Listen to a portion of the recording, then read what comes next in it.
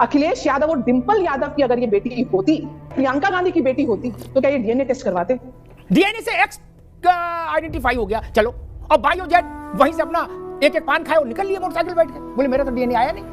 ये हमारी पार्टी के नगर अध्यक्ष हैं और इनकी उम्र लगभग 70 साल है कि भैया मेरा डीएनए टेस्ट करा लो। मैं रेप कर सकता हूँ कि नहीं कर सकता? अगर 100 साल का भी होता ना मिस्टर यादव और आपकी बेटी होती इसकी जगह, तो मैं आपसे पूछती कि वो क्या कर सकता और क्या नहीं कर सकता। आपको शर्म आती है ये बोलते हुए भी? बाबा ने भी यही ड्रामा किया था कि मैं तो बुढ़ा हूं, मैं तो चल ही नहीं पाता। लोग कुछ नहीं, उनकी शक्ल सूरत तो इस मोहित से भी ज्यादा गंभीर थी। उन्होंने कहा मुझे देखो मैं तो नारायण नारायण चल ही नहीं पाता। क्या संवेदना ये नहीं कहती कि राहुल जी या प्रियंका जी में से कोई जाता उस परिवार के पास? जय हिंद दोस्तों, स्वागत है आप सभी का आपके अपने YouTube चैनल न्यू इंडिया नया भारत की एक और नई वीडियो में। और दोस्तों, एक बड़ी ही दुखद घटना है। अयोध्या में 12 साल की बच्ची के साथ समाजवादी पार्टी के मुस्लिम नेता ने दुष्कर्म कर दिया। और आज अमिताभ अग्निहोत्री की इस डिबेट में समाजवादी पार्टी के प्रवक्ता मनोज यादव उसी नेता को बचाने का काम कर रहे हैं और उस महिला प्रवक्ता के साथ बदतमीजी कर रहे हैं जिस महिला प्रवक्ता ने उस बच्चे की आवाज को उठाया है। ये देखकर अमिताभ अग्निहोत्री को गुस्सा आ गया और उन्होंने समाजवादी पार्टी के मुखिया अखिलेश यादव से लेकर मनोज यादव तक सबको लपेट दिया।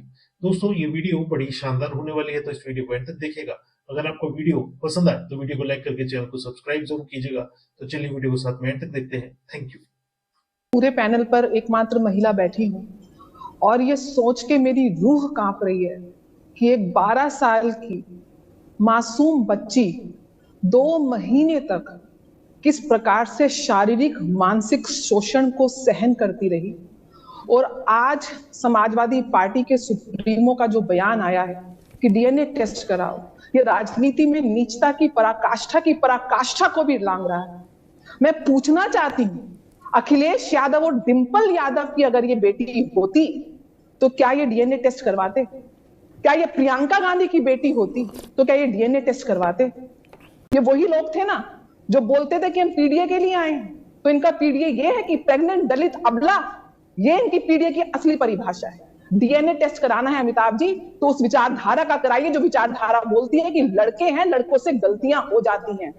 डीएनए टेस्ट कराना है तो उस विचारधारा का कराइए कि जो कहते हैं कि रेप के अपराधी को क्या मौत की सजा दोगे।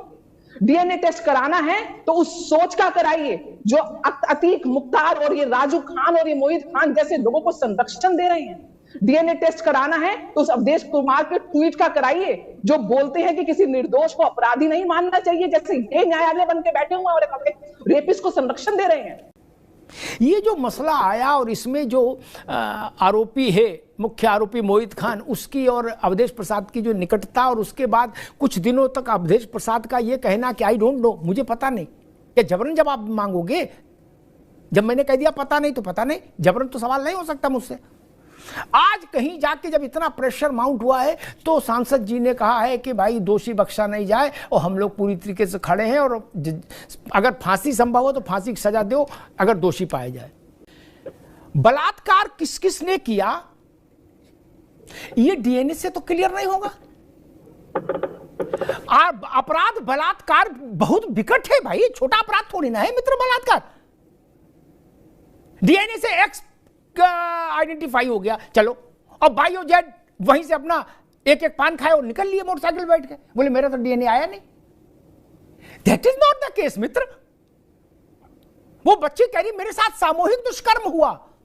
राहुल जी हाथरस की घटना घटी, ऐसी ही घटना है लोमहर्षक। राहुल जी, प्रियंका जी हाथरस के लिए निकल पड़े तुरंत, समाजवादी पार्टी हाथरस के लिए निकली और तमाम लोग निकले।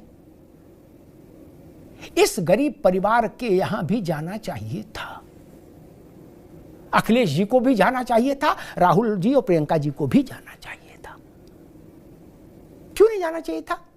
मोहित खान को कंधे पर बैठाने की जरूरत नहीं ना, उसने नहीं पाप किया है, छूट जाएगा। किया है, जाएगा, मरेगा, झेलेगा, क्या दिक्कत है?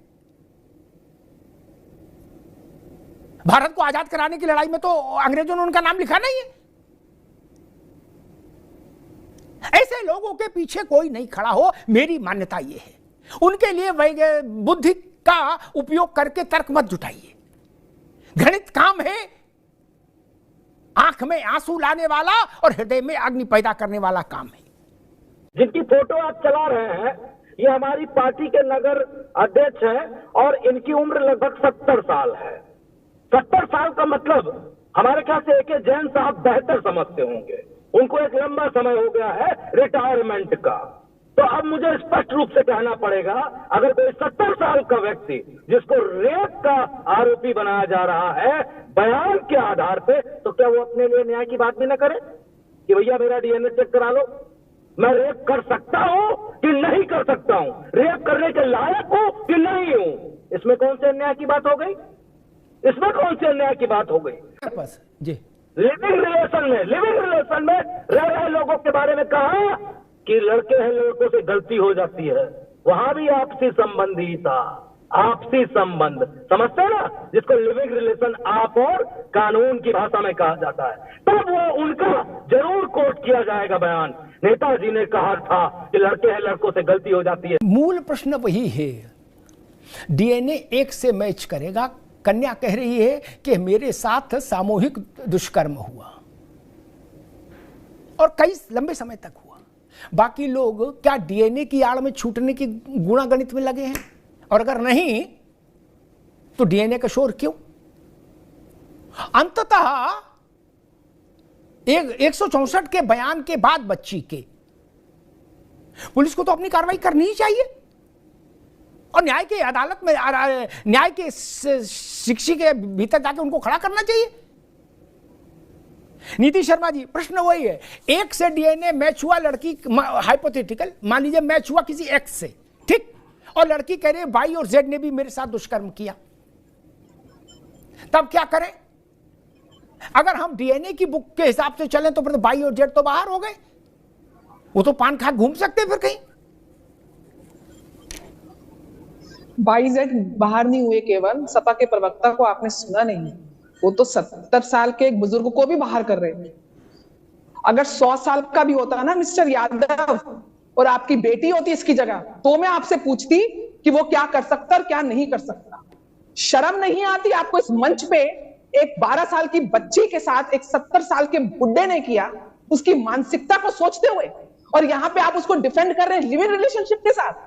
आपको शर्म आती है ये बोलते हुए भी? क्या राजनीति इतनी प्रिय हो गई? क्या 20% को साधना कंसोलिडेट करना इतना प्रिय हो गया? क्या सत्ता को सीट के साथ आपको चिपकना इतना प्रिय हो गया कि आप संवेदनहीन की भी पराकाष्ठा को लांग गए? मनोज यादव जी के लिए एक उदाहरण देता हूं। एक बाबा जेल में, बड़े नामी बाबा थे, देश भर में आश्रम थे, और जैन साहब, एक बार बाबा ने हमसे कहा था जब हम उनसे मिले, बोले इस जेब में यहां की सरकार और इस जेब में यहां की सरकार रहती है बच्चा। क्या वो जब गए जेल ऐसे ही कार्यक्रम में, तो उनके वकीलों ने भी कहा बाबा बूढ़े हैं। क्या 27 बार सुप्रीम कोर्ट में अलग अलग नामी गिरामी वकील जमानत की अर्जी दाखिल कर चुके हैं, करोड़ों रुपया खर्च हो गया, बाबा जेल से बाहर नहीं आया एक दिन के लिए भी। बोलो सियावर रामचंद्र की जय। बाबा ने भी यही ड्रामा किया था कि मैं तो बुढ़ा हूं, मैं तो चल ही नहीं पाता। लोग कुछ नहीं, मुंसिफ नहीं, हाई कोर्ट के जज ने, भारत की सबसे बड़ी अदालत ने उसको जमानत नहीं दी। आज तक 27 बार जमानत रिजेक्ट हो चुकी। उनकी शक्ल सूरत तो इस मोहित से भी ज्यादा गंभीर थी। उन्होंने कहा मुझे देखो, मैं तो नारायण नारायण चल ही नहीं पाता। क्या वो भी गरीब परिवार की बच्ची थी।